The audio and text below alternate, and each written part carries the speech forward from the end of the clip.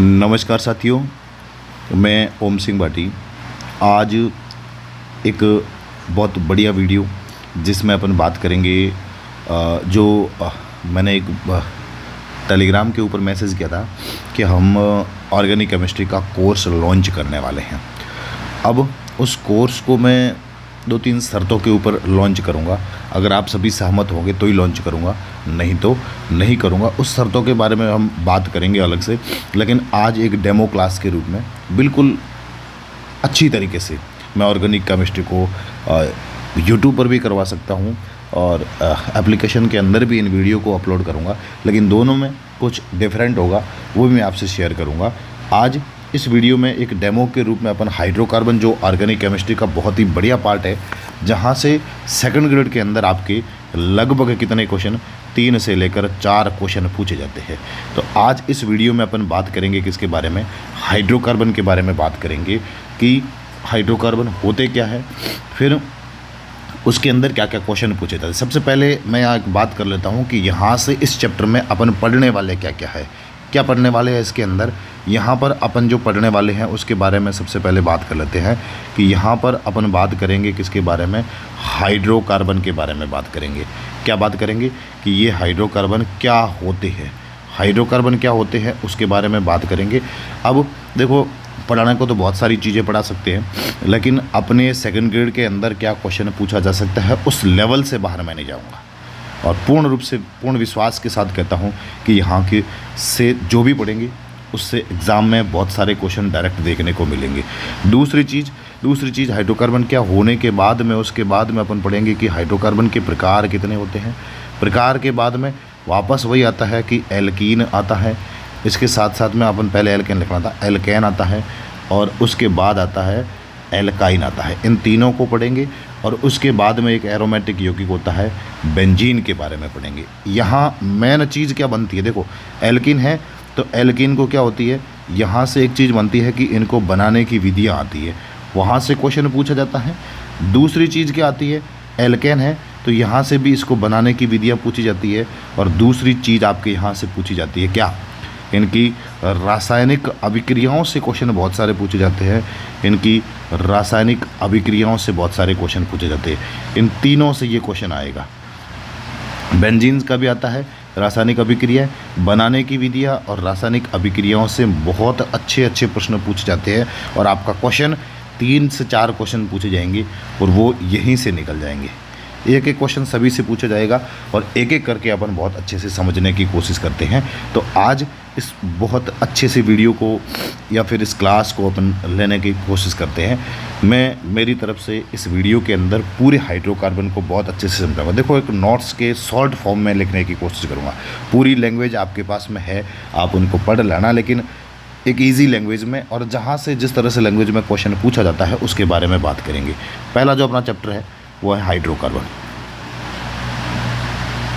Hydrocarbon, अब इस अगर वर्ड को आप देखते हो तो ये वर्ड 2 शब्दों से मिलकर बना होता है। एक इसके अंदर आता है हाइड्रो और दूसरा इसके अंदर आता है कार्बन।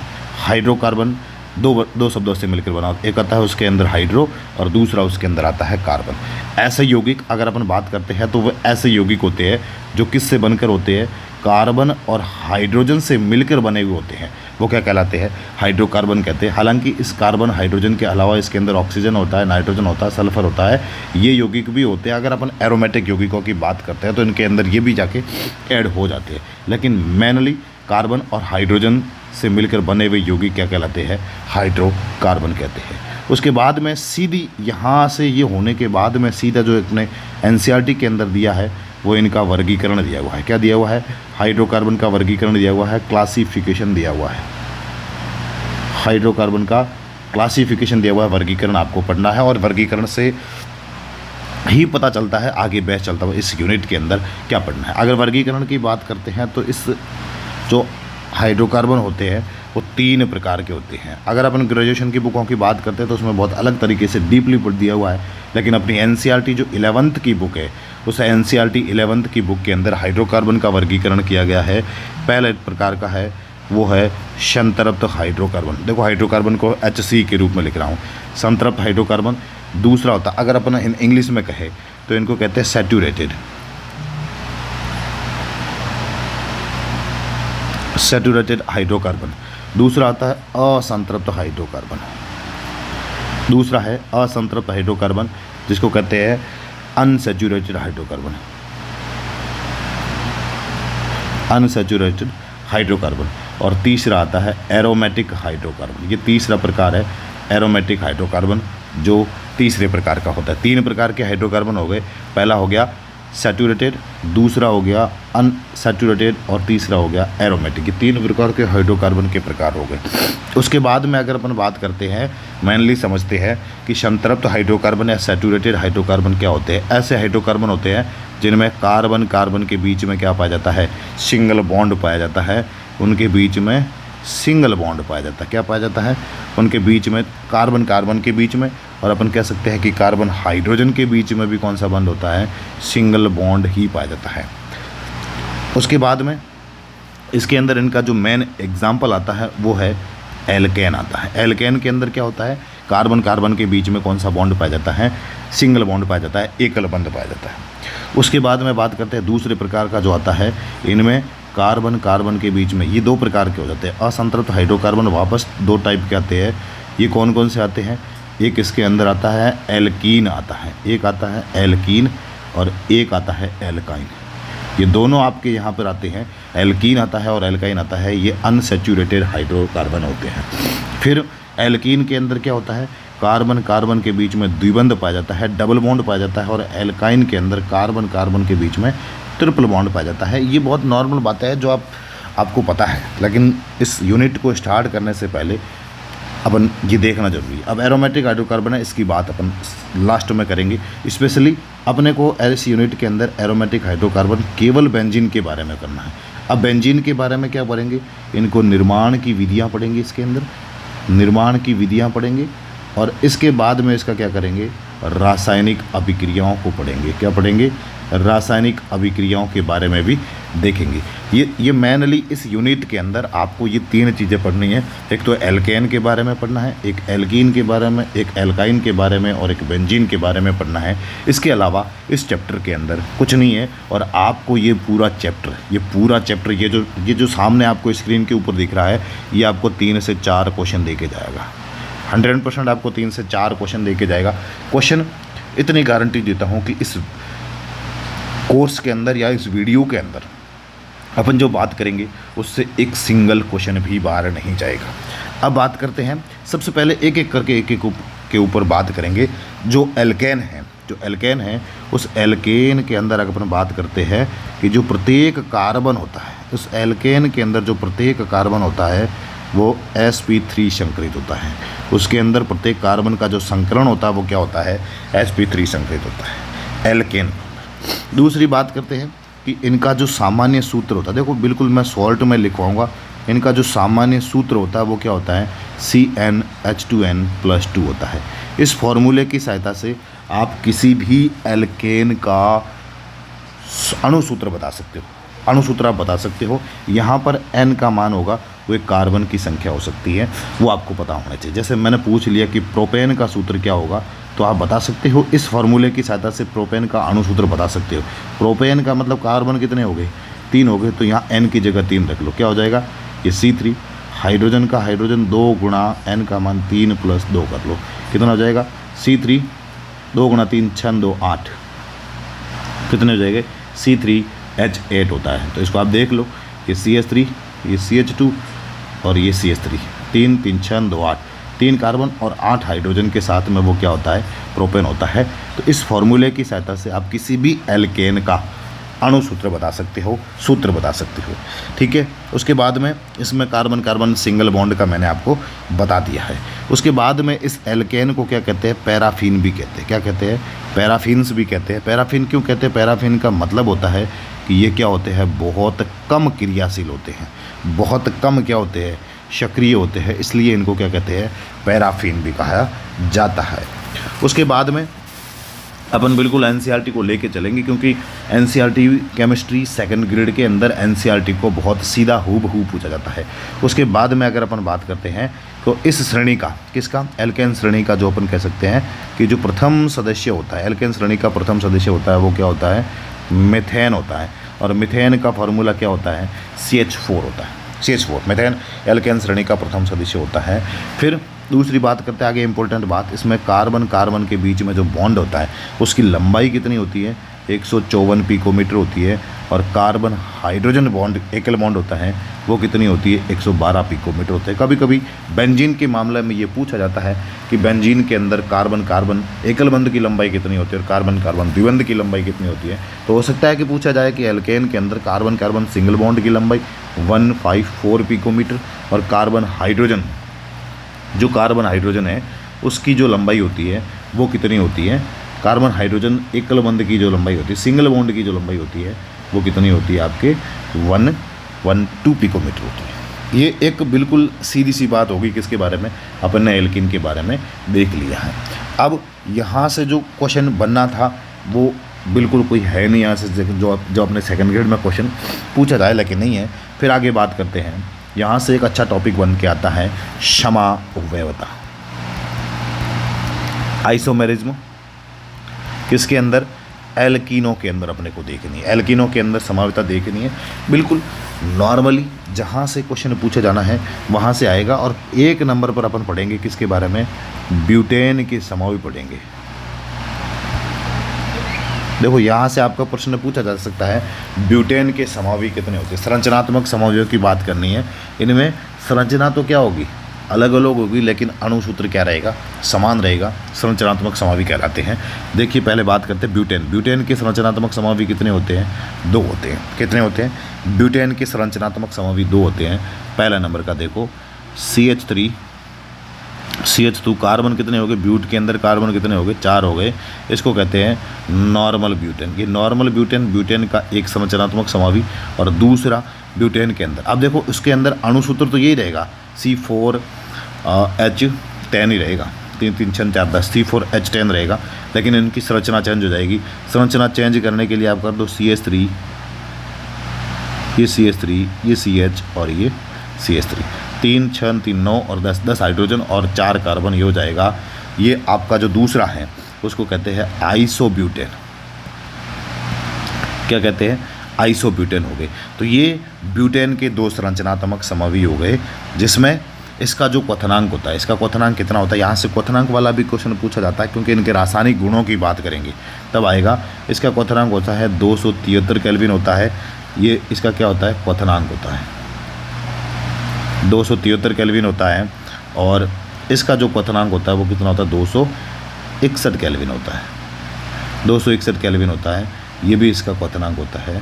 अब दूसरी बात, क्वथनांक के बारे में आगे बात करेंगे क्योंकि जो शाखित एल्केन होती है उनके जो क्वथनांक होते हैं वो अशाखित की तुलना में क्या होते हैं, कम होते हैं। शाखित का मतलब जिनमें ब्रांच निकली हुई हो, शाखा निकली हुई हो, उनके क्वथनांक कम हो जाएंगे। किसकी तुलना में, जो अशाखित है, जो सीधी श्रृंखला वाले हैं उनसे कम हो जाते हैं। तो ये किसके हो गए, ब्यूटेन के समअवयव हो गए। फिर दूसरे नंबर पर हम बात करते हैं पेंटेन के समअवयव की बात करते हैं। पेंटेन के समअवयव, पेंटेन के कितने समअवयव होते हैं, समअवयव कितने होते हैं, 3 होते हैं। कौन कौन से होते हैं, एक नंबर पर अगर बात करें तो पेंटेन का सूत्र होता है CH3 CH2, ये CH2 और ये CH3। ये कितने हो गए, इसको कहते हैं, एक और कर लो, ये CH2 और ये CH3, इसको कहते हैं नॉर्मल पेंटेन। क्या कहते हैं, नॉर्मल पेंटेन कहते हैं। बिल्कुल ईजी सा चैप्टर और आपको 6 से 7 नंबर ये दे के जाएगा, नॉर्मल पेंटेन। फिर सूत्र में कोई, अणुसूत्र के अंदर कोई चेंज नहीं करना है आपको, इसकी संरचना चेंज करनी है तो आप संरचना चेंज करना सकते हो। CH3, ये CH3 और ये CH2, ये CH3, इसका नाम हो जाएगा 2-मेथिल। अब IUPAC नाम भी अगर आप यहाँ पे कहते हो कि हमें ये बताओ कि इसका IUPAC 2-मेथिल ब्यूटेन, तो फिर मतलब ही नहीं है, सेकंड ग्रेड करने का तैयारी आप छोड़ के जा सकते हो यहाँ से, ठीक है। 2-मेथिल ब्यूटेन हो जाएगा इसका दूसरा नाम, या इसको अपन कह सकते हैं आइसोपेंटेन कह सकते हैं। क्या कह सकते हैं, आइसोपेंटेन भी इसको कह सकते हैं। फिर तीसरा इसका समअवयव कैसे बनता है, तीसरा बनता है ये CH3। अब ये आपको इसके अंदर इसका सिस्टम, मतलब जो हाइड्रोजन और कार्बन है उसका अरेंजमेंट करना है। कैसे किया, देखो इसको कैसे बनाया है। इसमें आप एक कार्बन है ना, ये CH2 है, ठीक है। इसका एक हाइड्रोजन इसको दे दो, CH3 हो जाएगा। यहाँ ले लो, ये लगाया इधर, फिर इसमें दोनों इधर वाले को उधर ले लो। तो ये ऐसे करके इसके अंदर क्या करना है, चेंज करना है। इसको कहते हैं 2, ये 2 पहला, दूसरे कार्बन पे डाई मैथिल, 2 डाई मैथिल, और कार्बन कितने हैं टोटल 3 है, तो क्या हो जाएगा, प्रोपेन हो जाएगा। या इसको सामान्य नाम है इसका, वो क्या है, नियोपेंटेन है। प्रोपेन के कितने समूह हो गए, 3 हो गए, एक नॉर्मल पेंटेन, एक आइसोपेंटेन और एक नियोपेंटेन, तीनों अलग अलग हो गए। और तीनों के क्वथनांक की बात करते हैं तो इसका जो क्वथनांक होता है 309 केल्विन होता है, और इसका जो क्वथनांक होता है वो 301 केल्विन होता है, और इसका जो क्वथनांक होता है वो कितना होता है, 282 केल्विन होता है। बात यही आती है कि जो अशाखित पेंटेन का समूह है उसका क्वथनांक ज़्यादा होगा, क्योंकि इसमें कार्बन की व्यवस्था होती है, अरेंजमेंट होता है, वो अच्छे से रहता है, और इसलिए इसका क्वथनांक क्या होता है, बहुत अधिक हो जाता है। और इसका क्वथनांक क्या होता है, उससे जो शाखित है उससे कम हो जाएगा, और अधिक शाखाएं निकली तो उससे भी कम हो जाएगा। तो ये इनके क्वथनांक की बात हो गई। और इसके कितने समूह हो गए, 3 समूह हो गए। किसके, पेंटेन के 3 समूह हो गए। उसके बाद में अगर अपन बात करते हैं तो एक और ले लेते हैं। पेंटेन के बाद में क्या आता है, हेक्सेन आता है। पेंटेन के बाद में तीसरा कौन सा हो गया, हेक्सेन आता है। तो हेक्सेन के समूह की बात करते हैं। हेक्सेन के समूह कितने होते हैं, 3 होते हैं। हेक्सेन के समूह 3 नहीं 5 होते हैं, 3 तो कहाँ, 3 तो पेंटेन के हो गए, हेक्सेन के 5 होते हैं। कौन कौन से होते हैं उनको अगर अपन देखें तो पहला है CH2, ये CH2, ये CH2 4 कार्बन, ये 5वां कार्बन, और ये 6ठा कार्बन, 3 और 3 6, इसको कहते हैं नॉर्मल हेक्सेन। ये नॉर्मल हेक्सेन जो पेंटेन का पहला समूह है।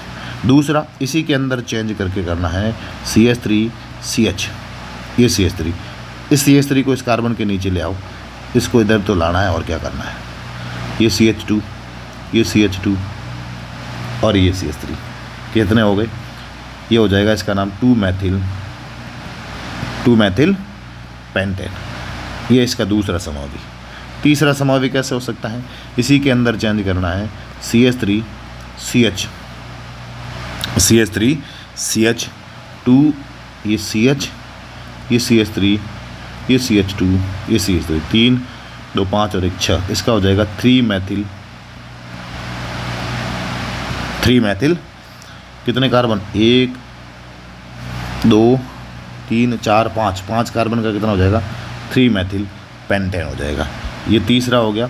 चौथा क्या बन सकता है, यहाँ पे चौथा बन सकता है CH3CH, यहाँ पे एक CH3, यहाँ पे दूसरा CH3 और ये CH3, 1 2 3 4 5 6 हो गया। इसको कहते हैं 2,3 डाईमेथिल कितना हो जाएगा, ब्यूटेन। 4 कार्बन है तो 2,3 डाईमेथिल ब्यूटेन हो जाएगा चौथा। फिर अगला अगर पाँचवें की बात करते हैं तो पाँचवें के अंदर कितना हो जाएगा, CH3, ये CH3, ये CH3, CH2 और CH3, मतलब 2 डाईमेथिल, 2 डाईमेथिल और उसके बाद में क्या हो जाएगा, ब्यूटेन। ये कितने समूह हो गए, पेंटेन के कितने हो गए, हेक्सेन के कितने हो गए और ब्यूटेन के कितने हो गए और तीनों के कितने हो गए। तो यहाँ पर एक बार बिल्कुल शॉर्ट में लिख देते हैं कि कितने समूह किसके कितने होते हैं। अगर अपन बात करते हैं 1 नंबर पे तो अपन ने पढ़ा था ब्यूटेन के कितने समूह होते हैं, संरचनात्मक समूह कितने होते हैं, 2 होते हैं। 2 नंबर पर अगर बात करते हैं तो पेंटेन का अपन ने पढ़ा था कि पेंटेन के संरचनात्मक समूह कितने होते हैं, 3 होते हैं। तीसरे नंबर पर पढ़ा था हेक्सेन का संरचनात्मक समूह कितने होते हैं, हेक्सेन के कितने होते हैं, 5 होते हैं, 2 3 और 5। चौथे नंबर पे बात करते हैं किसके बारे में, हेप्टेन के बारे में। तो हेप्टेन का अगर आप बना के देखते हो, इतना टाइम नहीं है, अपने पूछा भी नहीं जाएगा वैसे भी, तो अगर आप सीधे याद रखना है कि हेप्टेन के कितने होते हैं, 9 होते हैं। 5वां बात करते हैं ऑक्टेन के कितने होते हैं, ऑक्टेन के कितने होते हैं, 18 होते हैं। या अगर अपन संरचना बना के देखेंगे तो वो 18 बन जाएंगे। और छठा जो होता है वो किसका, डेकेन के जो होते हैं वो कितने होते हैं, 75 होते हैं। 75 इसके क्या होते हैं, संरचनात्मक समूह होते हैं। ये आपको सीधा इसको याद रखना है। यहाँ से सीधा पूछा जा सकता है कि ब्यूटेन के कितने समूह होते हैं, पेंटेन के कितने होते हैं, हेक्सेन के, हेप्टेन के, ऑक्टेन के, डेकेन के कितने होते हैं, यहाँ आपको सीधा ध्यान रखना है। बिल्कुल सीधे तरीके से क्वेश्चन पूछा जा सकता है। ये समावयव की बात होगी, संरचनात्मक समावयव, जिसमें अणुसूत्र क्या रहता है, आपका अणुसूत्र तो क्या रहेगा, समान रहेगा, कोई चेंज नहीं होगा, लेकिन उनकी संरचना क्या हो जाती है, बदल जाती है, संरचना उनकी क्या हो जाती है, चेंज हो जाती है, इनके जिनको ये संरचनात्मक समावयव होते हैं। फिर उसके बाद अपन अगर बात करें किसके बारे में बात करेंगे, देखो समावयव हो गए, फिर एल्केन को यहाँ पर इस चैप्टर को जो पढ़ा है उसको क्लोज करके आगे पढ़ते हैं। आगे पढ़ते किसके बारे में, नए पेज से शुरुआत करें या फिर इसी को चलने देते, चलो अभी तो पढ़ा है, इसी से शुरुआत करते हैं अपन। आगे क्या आती है, बहुत बढ़िया टॉपिक आता है और यहाँ से एक सेकंड ग्रेड के अंदर क्वेश्चन पूछा जाएगा। एल्केन बनाने की विधियाँ, जो मेथड आती है, एल्केन को बनाने की जो मेथड आती है, वहाँ से एक क्वेश्चन आपके पूछा जाएगा। एक से दो क्वेश्चन तो पूछे ही जाएंगे। एक तो फिक्स है कि एल्केन से क्वेश्चन आपके पूछा जाएगा। अब क्या क्वेश्चन आएगा वो अपने इजी सिलेक्शन चैनल से बाहर नहीं जाने वाला। पूर्ण विश्वास के साथ कहता हूँ कि वो बाहर नहीं जाएगा। बहुत अच्छे से एक बच्चे को कैसे समझा जाता है वैसे ऑर्गेनिक केमिस्ट्री को करवा रहा हूँ, देख लेना, समझ लेना कि आपको मैं बिल्कुल, देखो किसी के थोड़ा बैच अच्छा हो सकता है, किसी के बैच अच्छा नहीं हो सकता। मैं 11वीं 12वीं के बच्चे को कैसे पढ़ाया जाता है वैसे पढ़ाने की कोशिश करूँगा। तो पहली या बनाने की विधियों के अंदर अपन पहली जो विधि है, पहली विधि की बात करते हैं, वो है असंतृप्त हाइड्रोकार्बन से कैसे, अनसैचुरेटेड हाइड्रोकार्बन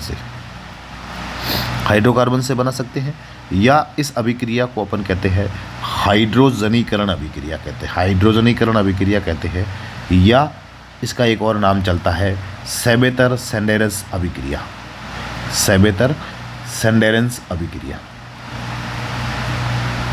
ये तीन इनके नाम है, आपको याद रखना है, सेबेतर-सेंडेरस अभिक्रिया और हाइड्रोजनीकरण अभिक्रिया, और असंतृप्त हाइड्रोकार्बन से भी बना सकते हैं, हाइड्रोजनीकरण कह सके।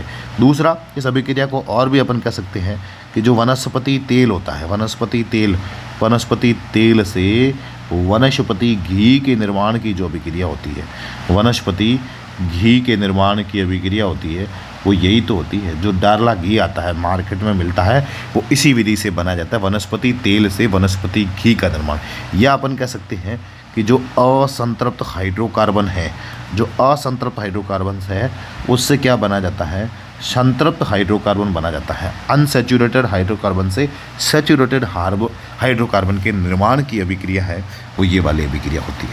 इस अभिक्रिया में होता क्या है, इस अभिक्रिया के अंदर क्या करवाया जाता है, किसी असंतृप्त हाइड्रोकार्बन, अनसैचुरेटेड हाइड्रोकार्बन, जैसे एल्कीन मैंने ले लिया, एथीन ले लिया, इस एथीन के ऊपर हाइड्रोजन का योग करवाया। मतलब हाइड्रोजन का योग का मतलब अपचयन करवा सकते हैं, हाइड्रोजन का जुड़ना अपचयन हो गया। यहाँ पर उत्प्रेरक लिए जाते हैं निकल, प्लैटिनम और पैलेडियम, ये तीन धातु, तीनों में से कोई भी एक धातु हो सकता है। इसकी उपस्थिति में अभिक्रिया करवाई जाती है। दो हाइड्रोजन है, देखो यहाँ पर दो हाइड्रोजन है, एक हाइड्रोजन यहाँ जाके जुड़ जाएगी, एक हाइड्रोजन यहाँ जाके जुड़ जाएगी, ये डबल बॉन्ड टूट जाएगा और सिंगल बॉन्ड आ जाएगा। तो ये बन गया CH3, ये क्या बन गया, एथेन बन गया है। एथीन से एथेन के निर्माण की अभिक्रिया हो गई है। उसके बाद में एक और लेते हैं एग्जाम्पल, 2 कार्बन वाला ले लिया, ये प्रोपीन लेते हैं, प्रोप-1-इन ले लिया, इसके ऊपर आपने हाइड्रोजन का योग करवाया, निकल प्लैटिनियम और पैलेडियम की उपस्थिति में योग करवाया। 2 हाइड्रोजन डबल बॉन्ड पे जाके जुड़ेगी, दोनों हाइड्रोजन, ये एक इस कार्बन पे जोड़ दो, एक इस कार्बन पे जोड़ दो, तो ये तो CH3 तो ये है ही आपका। उसके बाद में एक हाइड्रोजन जुड़ा तो ये CH2 बन गया, डबल बॉन्ड टूट गया, 2 हाइड्रोजन तो है ही और एक हाइड्रोजन और आ गया, तो ये क्या आ गया, प्रोपेन बन गया। सेबेतर-सेंडेरस अभिक्रिया, हाइड्रोजनीकरण अभिक्रिया और असंतृप्त हाइड्रोकार्बन से एल्केन बनाने की विधि, वनस्पति तेल से वनस्पति घी के निर्माण की अभिक्रिया, संतृप्त हाइड्रोकार्बन से असंतृप्त हाइड्रोकार्बन से संतृप्त हाइड्रोकार्बन के निर्माण की अभिक्रिया पे अपन कह सकते हैं। दूसरी जो अभिक्रिया आती है, बहुत ही इंपॉर्टेंट अभिक्रिया आती है, वुड्स अभिक्रिया आती है। क्या आती है, वुड्स अभिक्रिया आती है। वुड्स अभिक्रिया किसकी अभिक्रिया होती है, मुख्यतः ये किसकी अभिक्रिया होती है, आपके जो एल्किल हैलाइड होते हैं, जो एल्किल हैलाइड होते हैं उनकी अभिक्रिया होती है। एल्किल हैलाइड अपने सिलेबस में नहीं है, लेकिन यहाँ से एल्केन बना सकते हैं। तो वुड्स अभिक्रिया के अंदर क्या करवाया जाता है, इस एल्किल हैलाइड की अभिक्रिया। देखो मैं शॉर्ट में लैंग्वेज देख रहा हूँ कि जो एल्किल हैलाइड है उसकी अभिक्रिया किससे करवाई जाती है, सोडियम धातु से करवाई जाती है। किसकी उपस्थिति में, शुष्क ईथर की उपस्थिति में करवाई जाती है। ईथर की उपस्थिति में करवाई जाती है। क्या बनता है, एल्केन बनता है। क्या बनता है, एल्केन बनती है। शुष्क धातु की उपस्थिति, शुष्क ईथर की उपस्थिति में करवाने पर एल्केन बनता है। बनता कैसे है उसको एक बार देखो। यहाँ पर क्या लेना है, एल्किल हैलाइड लेना है CH3, ये Br प्लस सोडियम धातु से अभिक्रिया करवाई जाती है। समझने के लिए मैं इसको उल्टा लिख रहा हूँ, ये Br और ये CH3। शुष्क ईथर की उपस्थिति में ये अभिक्रिया करवाई जाती है। ये शुष्क ईथर की उपस्थिति में अभिक्रिया करवाई। देखो बॉन्ड कहाँ से टूटे, यहाँ से आप इसको तोड़ दो, इस बॉक्स के अंदर इसको बंद कर दो। क्या निकल गया, 2NaBr निकल गया। 2NaBr निकल गया। पीछे क्या बचा, ये CH3 और ये CH3। क्या बच गया, ये CH3 और ये CH3 क्या बन गई, एथेन बन गई। मतलब ये दोनों एक जैसे एल्किल हैलाइड मैंने ले लिए। एल्किल ब्रोमाइड ले लिया और दूसरा भी मैथिल ब्रोमाइड और मैथिल ब्रोमाइड लेके करवा दिया। दोनों एक जैसे हो सकते हैं, दोनों अलग अलग भी हो सकते हैं। जैसे एक बार और लेते हैं, ये CH3, ये CH2, ये Br प्लस सोडियम धातु से क्रिया करवा दो। इसको उल्टा लिख रहा हूँ समझने के लिए, होता तो वैसे सीधा है लेकिन उल्टा लिख रहा हूँ। ये CH2 और ये CH3, यहाँ से बॉन्ड तोड़ दो। जहाँ से एल्किल हैलाइड और कार्बन के बीच में, हैलोजन और कार्बन के बीच में बॉन्ड है, वहाँ से तोड़ दो। शुष्क ईथर की उपस्थिति में अभिक्रिया होगी, एक Br, दो Br और ये Na, तो ये बन जाएगा 2NaBr। तो 2NaBr तो आपका निकल गया। पीछे क्या बचा, CH3 CH2, ये CH3 CH2 ये पड़ा CH2 और ये CH3 क्या बन जाएगा, ब्यूटेन बन जाता है। ये दोनों एक जैसे एल्किन ले लिए मैंने, एल्किल हैलाइड दोनों एक जैसे लिए, तब ये वाला बन जाता है। उसके बाद में अगर अपन बात करते हैं, उसके बाद में अलग अलग भी ले सकते हैं। जैसे मैंने एक ले लिया, ये CH3, ये CH2, ये Br, दो कार्बन वाला एल्किल हैलाइड ले दिया, सोडियम धातु से क्रिया करवा दी। और यहाँ पर दूसरा एल्किल हैलाइड मैथिल हैलाइड ले लिया, मैथिल ब्रोमाइड ले लिया, शुष्क ईथर की उपस्थिति में करवाई थी। वही बात है कि बॉन्ड यहाँ से तोड़ना है आपको। क्या निकल जाएगा, 2NaBr निकल जाता है। ये बनेगा CH3 CH2, फिर CH3 क्या बन गया, प्रोपेन भी बन गया। अलग अलग भी ले सकते हैं, एक जैसे एल्किल हैलाइड भी ले सकते हैं, लेकिन बनेगा तो क्या, आपकी एल्केन ही बनती है। ये बहुत ही इम्पोर्टेंट अभिक्रिया है जो किसकी है, एल्केन के निर्माण की अभिक्रिया होती है। दो अभिक्रिया आपकी यहाँ पे ख़त्म होती है। दोनों अभिक्रियाओं के बाद में एक तीसरी अभिक्रिया जो बहुत ही महत्वपूर्ण अभिक्रिया और एक नए पेज से करते हैं, और सेकंड ग्रेड के अंदर यहाँ से बहुत बार क्वेश्चन पूछा गया है। सेकंड ग्रेड के अंदर बहुत बार क्वेश्चन पूछा गया है। तीसरी जो अभिक्रिया महत्वपूर्ण अभिक्रिया होती है वो कहते हैं कार्बोक्सिलिक अम्लों से एल्केन को कार्बोक्सिलिक अम्लों से बना सकते हैं, कार्बोक्सिलिक अम्लों से बना सकते हैं, या इस अभिक्रिया को कहते हैं ड्यूमा विधि कहते हैं। क्या कहते हैं, ड्यूमा विधि कहते हैं, जिसके द्वारा क्या करवाया जाता है, इस अभिक्रिया के अंदर क्या करवाया जाता है, जो आपके कार्बोक्सिलिक अम्ल होते हैं, क्या होते हैं, जो आपके कार्बोक्सिलिक अम्ल होते हैं, इनके सोडियम लवण लिया जाता है। कार्बोक्सिलिक अम्लों के सोडियम लवण की अभिक्रिया किसके साथ करवाई जाती है, सोडा लाइम के साथ करवाई जाती है। अब सोडा लाइम क्या होता है, ये जो आपका सोडा लाइम होता है वो NaOH सोडियम हाइड्रोक्साइड और CaO कैल्शियम ऑक्साइड का जो मिश्रण होता है वो क्या कहलाता है, सोडा लाइम कहलाता है। क्या कहलाता है, सोडा लाइम कहलाता है। तो इन दोनों की आपस में क्रिया करवाने, कार्बोक्सिलिक अम्लों के सोडियम लवण और सोडा लाइम की क्रिया करवाने पर क्या बनता है, कार्बोक्सिलिक अम्लों की क्रिया, इन दोनों की आपस में क्रिया करवाने पर क्या बनता है, बनेगा क्या, क्या बनती है, एक कम कार्बन वाली, एक कम कार्बन वाली, एक कम कार्बन वाली क्या बनती है, एल्केन बनती है। एक कम कार्बन वाली एल्केन बनती है। अब कम कार्बन किससे, इस कार्बोक्सिलिक अम्ल से एक कम कार्बन वाली क्या बनती है, एल्केन बनती हैं। बहुत इंपॉर्टेंट अभिक्रिया है। इस लाइन को समझना कि जब कार्बोक्सिलिक अम्लों के सोडियम लवण की अभिक्रिया सोडा लाइम मतलब NaOH + CaO से क्रिया करवाई जाती है, तब ये जो कार्बोक्सिलिक एसिड लिया है उसका जो सोडियम लवण लिया था, जिस कार्बोक्सिलिक अम्ल का प्रयोग किया था, उससे एक कम कार्बन वाली क्या बनती है, एल्केन बनती है। और यहाँ पर देखो निष्कासन किसका होता है, यहाँ पर CO2 का निष्कासन भी होता है। अब CO2 का निष्कासन है मतलब इस अभिक्रिया को अपन कह सकते हैं कि ये कौन सी अभिक्रिया हो जाएगी, विकार्बोक्सिलीकरण अभिक्रिया हो जाती है। कौन सी अभिक्रिया हो जाती है, विकार्बोक्सिलीकरण अभिक्रिया भी इसको कहते हैं, विकार्बोक्सिलीकरण अभिक्रिया भी कहते हैं, क्योंकि किसका निष्कासन होता है, कार्बन डाइऑक्साइड का निष्कासन होता है। तो बहुत इंपॉर्टेंट मैंने लाइन लिखी है कि जब कार्बोक्सिलिक अम्लों की सोडियम लवण की अभिक्रिया सोडा लाइम के साथ करवाई जाती है तो कार्बोक्सिलिक अम्लों से एक कम कार्बन वाली एल्केन का निर्माण होता है। इस अभिक्रिया में CO2 का निष्कासन होता है, इसलिए इसको क्या कहते हैं, विकार्बोक्सिलीकरण अभिक्रिया भी कहा जाता है। कैसे अभिक्रिया होती है उसको समझो। CH3 C double bond O Na, यहाँ पर देखो ये कार्बोक्सिलिक अम्लों का सोडियम लवण है, या इसको अपन सोडियम एसीटेट भी कह सकते हैं। इसकी अभिक्रिया किससे करवाई जाती है, NaOH और CaO को क्या कहते हैं, सोडा लाइम। सोडियम हाइड्रोक्साइड और कैल्शियम ऑक्साइड का मिश्रण होता है, वो सोडा लाइम कहलाता है। इन दोनों की जब भी आपस में क्रिया करवाई जाती है, यहाँ पर इसको गर्म करेंगे थोड़ा सा, तो यहाँ क्या निकल जाएगा, देखो एक Na, ये दूसरा Na, तो मैं कह सकता हूँ कि या मैं लिख सकता हूँ कि Na2 निकल गया।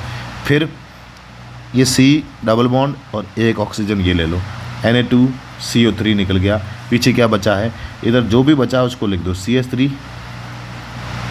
CH3 ये बचा, एक हाइड्रोजन ये बचा, तो यहाँ पर आपका जो बनेगा वो क्या बनेगा, CH4 बनेगा। CH4 कैसे बना, देखो CH3 तो ये पड़ा और उसके साथ में एक हाइड्रोजन ये पड़ी, तो ये क्या बन गया, CH4 बन गया। ठीक है, CH4 बन गया किसके द्वारा, कार्बोक्सिलिक अम्लों के सोडियम लवण, ये CH4 बन गया। अब एक कम कार्बन वाली बनी है, देखो यहाँ कार्बन कितने, इस कार्बोक्सिलिक अम्ल के कितने कार्बन है, 2 कार्बन है। कितने कार्बन है, 2 कार्बन है, लेकिन उत्पाद बना उसके अंदर कितने कार्बन हो गए, 1 कार्बन हो गया। दूसरा और एग्जाम्पल देखता हूँ मैं, जैसे एक एग्जाम्पल और देखते हैं अपन, CH3 CH2 C double bond O Na, ये सोडियम 3 कार्बन वाला कार्बोक्सिलिक अम्लों का सोडियम लवण, उसकी क्रिया करवा दो आप NaOH के साथ और ये सोडा लाइम के साथ, उसको गर्म कर दो। गर्म करोगे क्या बनेगा, Na, ये Na, तो यहाँ पर आपका निकल जाएगा Na2, ये CO2, एक ऑक्सीजन ये पड़ी Na2CO3। उसके बाद में यहाँ का बचा CH3 CH2 और एक हाइड्रोजन ये वाला हाइड्रोजन, तो ये क्या बनेगा, CH3 और ये CH3 क्या बन जाएगी, प्रोपेन बन जाएगी। और यहाँ पे जो ये बनी थी क्या बनी थी, मेथेन बन जाएगी।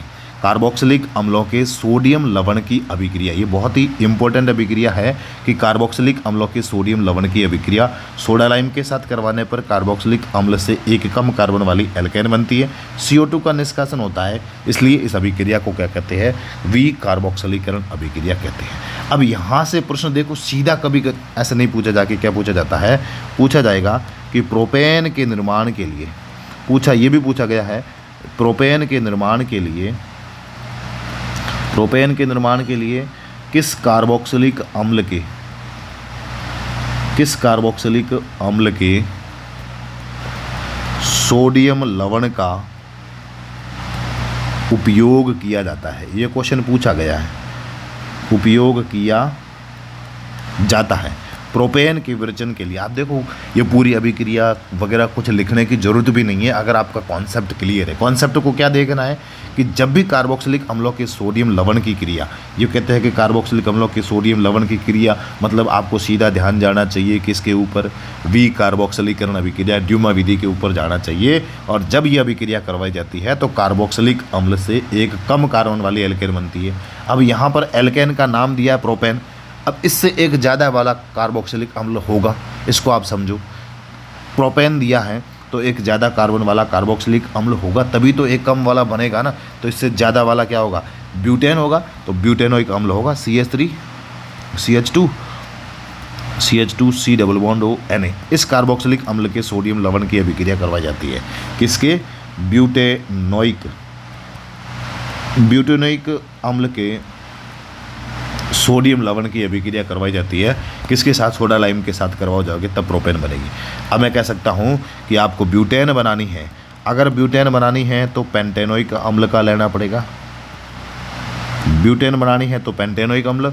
अगर आपको पेंटेन बनानी है, अगर आपको क्या बनानी है? पेंटेन बनानी है तो किसका लेना पड़ेगा? हेक्सेनोइक अम्ल का सोडियम अवल, हेक्सेनोइक अम्ल का सोडियम लवण लेना पड़ेगा। यहाँ पेंटेन के लिए हेक्सेनोइक अम्ल का सोडियम लवण लेना पड़ेगा। अगर आपको क्या बनानी है? हेक्सेन बनानी है तो क्या लेना पड़ेगा? हेप्टेनोइक अम्ल का लेना पड़ेगा।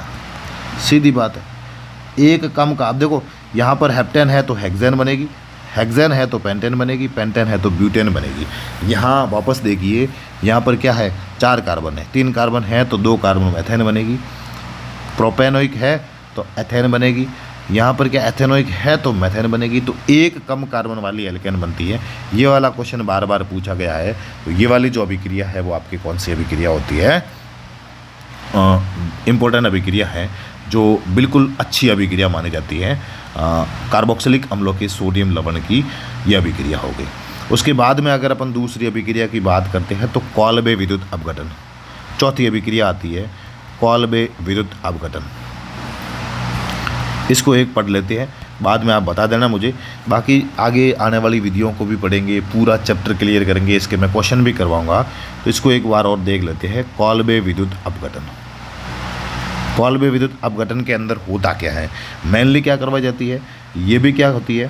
कार्बोक्सिलिक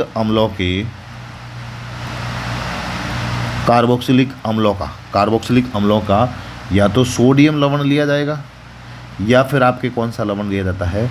पोटेशियम लवण लिया जाता है। कार्बोक्सिलिक अम्लों के सोडियम या पोटेशियम लवण का क्या करवाया जाता है? यहाँ पर विद्युत अपघटन करवाया जाएगा। क्या करवाया जाएगा? विद्युत अपघटन करवाया जाएगा। विद्युत अपघटन करवाने पर जो आपकी एल्केन होती है, क्या बनती है? एल्केन होती है। और एल्केन बनेगी कहाँ पर? एनोड पर बनती है। एनोड पर एल्केन का निर्माण होता है कार्बोक्सिलिक अम्लों के सोडियम या पोटेशियम लवणों का प्रयोग। कार्बोक्सिलिक अम्लों का या तो सोडियम लवण या पोटेशियम लवण, उसका विद्युत अपघटन करवा दो, एल्केन बनेगी। और बनेगी कहाँ पर? एनोड पर जाके बनती है। 2 होते हैं विद्युत अपघटन करवा रहे तो एक एनोड होता है और एक कैथोड होता है, वहाँ पर जाके बनती है। अभिक्रिया कैसे होती है?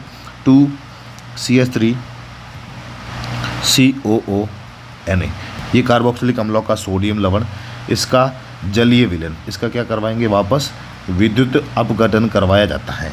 इसका जब भी विद्युत अपघटन करवाया जाएगा बनेगा क्या? CH3CH3। ये CH3CH3 तो बनेगा ही बनेगा। उसके साथ में क्या बन सकता है? 2 Na हैं, तो एक तो Na और हाइड्रोजन जल के अणु यहाँ पर कितने लिए जाते हैं? 2 जल के अणु लिए जाते हैं। एक तो Na है ही, तो 2 Na हो जाएगा। फिर यहाँ पर देखो एक तो आपके बन जाएगा CO2 और एक OH बन जाएगा। ये NaOH, CO2 कार्बन डाइऑक्साइड भी बनती है और एथेन एल्केन भी आपके बनती है। कॉल्बे विद्युत अपघटन के अंदर ये बनता है। अब ये कहाँ बनेगा? एनोड पर बनता है।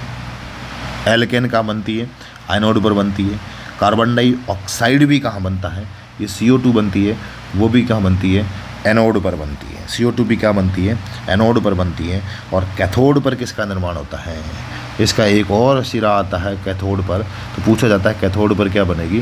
कैथोड पर आपकी हाइड्रोजन गैस बनती है। क्या बनती है? हाइड्रोजन गैस निकल जाती है। कैथोड पर जाके हाइड्रोजन गैस बन सकती है। अब दूसरी चीज़ ये सकते हैं, एक लाइन आप इसके अंदर इंपॉर्टेंट करके लिख लेना कि जो कॉल्बे विद्युत अपघटन द्वारा है वो मेथेन नहीं बनाई जा सकती है। मेथेन नहीं बनाई जा सकती है। किसके द्वारा? कॉल्बे विद्युत अपघटन की प्रक्रिया के द्वारा मेथेन नहीं बनाई जा सकती है। इस लाइन को आप याद करके लिख देना। दूसरी चीज़ यहाँ पर एक चीज़ ये ध्यान रखना कि एनोड पर क्या बनता है और कैथोड पर क्या बनता है। एनोड पर बनेगी एक तो एल्केन बनेगी, ए से एनोड, ए से एल्केन आप कर लगते हो। दूसरी यहाँ पर कार्बन डाइऑक्साइड भी बन जाती है एनोड पर। और कैथोड पर कौन सी गैस निकलती है? हाइड्रोजन गैस निकलती है। ये इतनी सारी चीज़ें होने के बाद में ये बहुत इंपॉर्टेंट चीज़ें थी जो मैंने आपको बता दी हैं। आगे और भी अभिक्रिया हो सकती है, 10 मिनट और 50 मिनट का वीडियो कम से कम बना ही देते हैं, तो फिर 1-2 अभिक्रिया और भी करवा देते हैं जो क्या होती है, कार्बोक्सिलिक अम्लनीन एल्केन को बनाने की विधि है। चौथी विधि या पांचवी विधि जो भी आती है वो किससे बना सकते हैं अपन, अल्कोहल से बना सकते हैं, अल्कोहल से बना सकते हैं। या फिर क्या कर सकते हैं, अल्कोहलों का क्या करेंगे, अपचयन करेंगे। अल्कोहल का क्या करेंगे, अपचयन करवाते हैं। अब अपचयन करवाना किसकी उपस्थिति में है, लाल फास्फोरस की उपस्थिति में अपचयन करवाया जाता है। देखो इधर ये CH3, ये CH2OH और इसके साथ हाइड्रोजन आयोडाइड के साथ लाल फास्फोरस की उपस्थिति में अपचयन करवाया जाता है 423 केल्विन ताप पर। अल्कोहल का अपचयन करवाना है, हाइड्रोजन आयोडाइड के साथ लाल फास्फोरस की उपस्थिति में अपचयन करवाया जाता है। तो यहाँ देखिए आप, अब अगर अपन देखें, एक तो निकल जाएगा I2, आयोडीन कितने 2, तो यहाँ पर एक तो निकल जाएगा I2। उसके बाद में एक हाइड्रोजन यहाँ से ले लो और एक ये OH, ये OH और एक हाइड्रोजन ये वाला, तो यहाँ पर H2O भी निकल जाता है। I2 निकालो या, हाँ I2 और H2O हो जाएगा। उसके साथ में ये CH3, CH2 और एक हाइड्रोजन ये वाला, ये CH3 और ये CH3, ये क्या बन जाएगी, एथेन बन जाती है।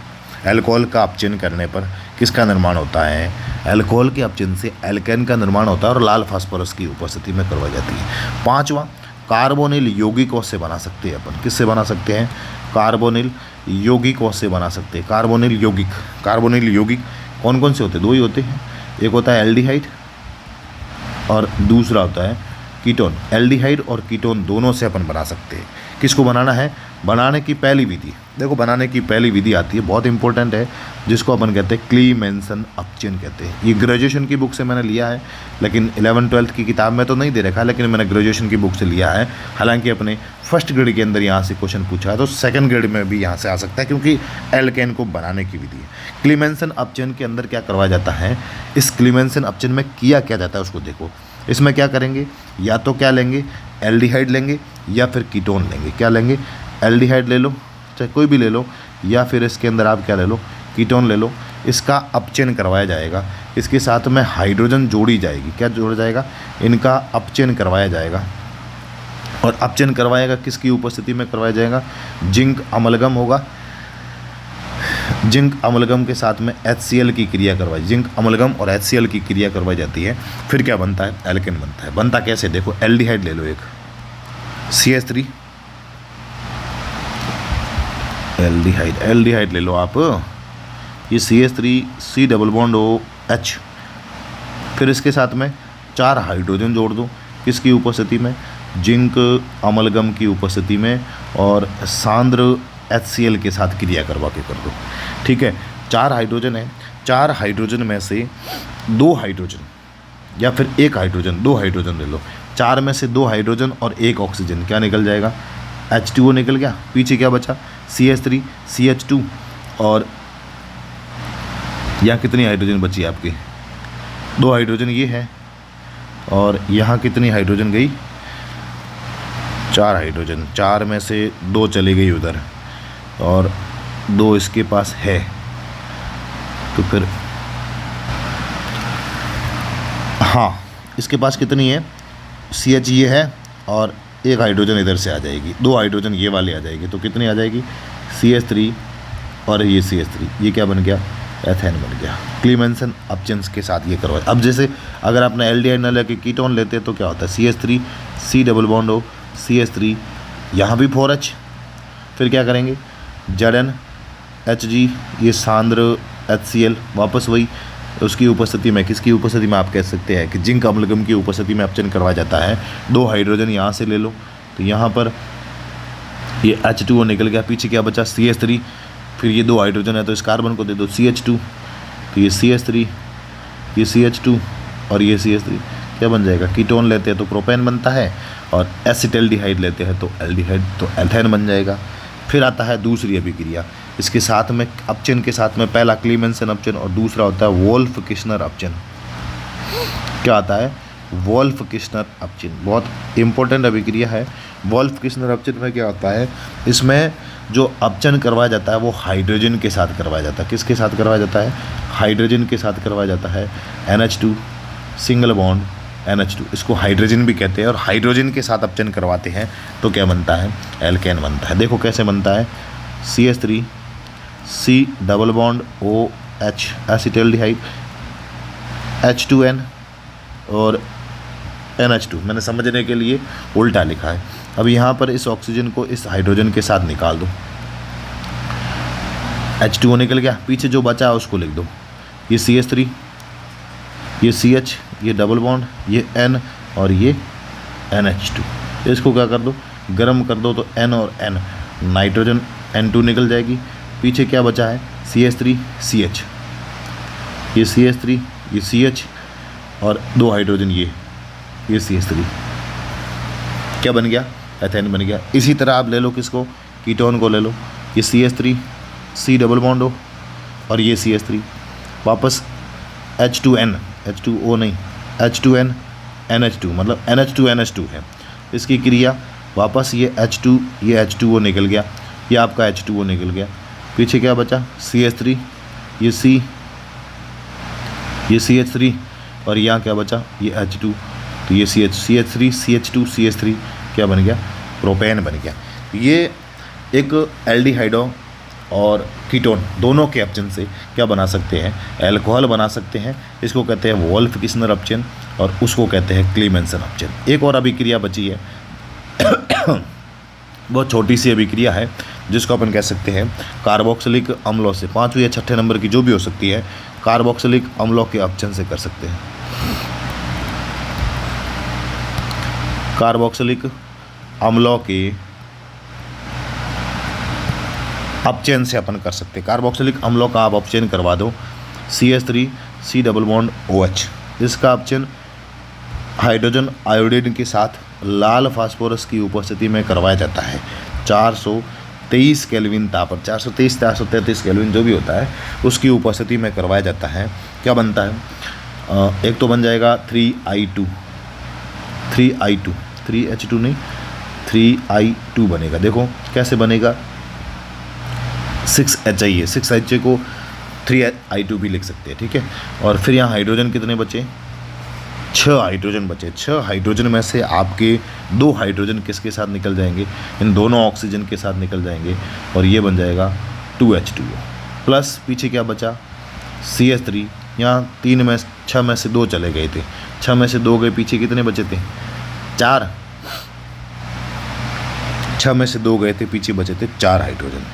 4 हाइड्रोजन वो और 2 हाइड्रोजन है, 4 हाइड्रोजन गए, 4 वो गए, पीछे बचे 2 और 1 ये पड़ा 3, ये CH3 क्या बन जाएगी, एथेन बन जाती है। क्या बन जाती है आपकी, एथेन बन जाती है। तो ये पूरा वीडियो जिसमें मैंने मेरी तरफ से बहुत अच्छा समझाने की बात कोशिश की है। अगर एल्केन के निर्माण की अभिक्रियाओं से संबंधित यहाँ से क्वेश्चन पूछा जाता है तो मैं 100% गारंटी लेता हूँ कि यहाँ से बाहर कुछ आएगा नहीं।